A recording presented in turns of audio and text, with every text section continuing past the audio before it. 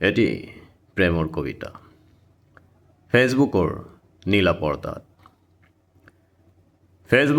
পৰ্দাত প্ৰেমৰ অভিক্ষেপণ ঘটাব পৰাকৈ মোৰ হৃদয় ইমান বিশাল নহ'ল তোমাৰ দৰে, কাৰণ তেনে বিশালতা হাইজেনিক নহয়।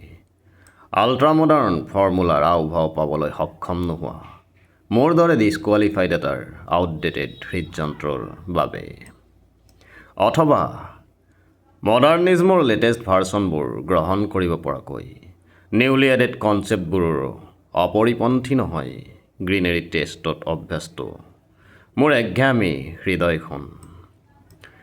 আচলতে কথাবোৰ ভাবিলেও আচৰিত হওঁ মই, আৰু ভবাও নাছিলোঁ প্ৰেমৰ হিচাপ নিকাচবোৰ যে ইমান সহজ সুলভ।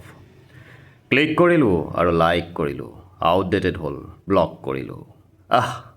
ইমান সহজ হৈ পৰিল প্ৰেমৰ সংজ্ঞা। কি কৰিবা, হৃদয়খন যে মোৰ আজিও পেচমেকাৰলৈ ৰূপান্তৰিত হৈ পৰা নাই গৈ, যাৰ সংকেত ধ্বনিতহে বাজি উঠিব হৃদয়ৰ প্ৰতিধ্বনি।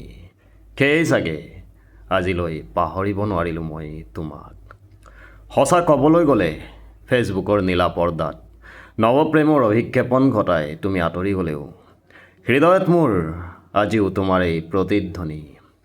কাৰণ তোমাৰ বাবে মই এপদ পণ্য সামগ্ৰী হ'লেও মোৰ বাবে তুমি ৰিলায়েন্স ট্ৰেণ্ডৰ এটা বিলাসী টি শ্বাৰ্ট নাছিলা, যাক সলাই পেলাম পৰিৱৰ্তিত ট্ৰেণ্ডৰ নিত্য নৈমিত্তিক পৰিৱৰ্তন অনুযায়ী।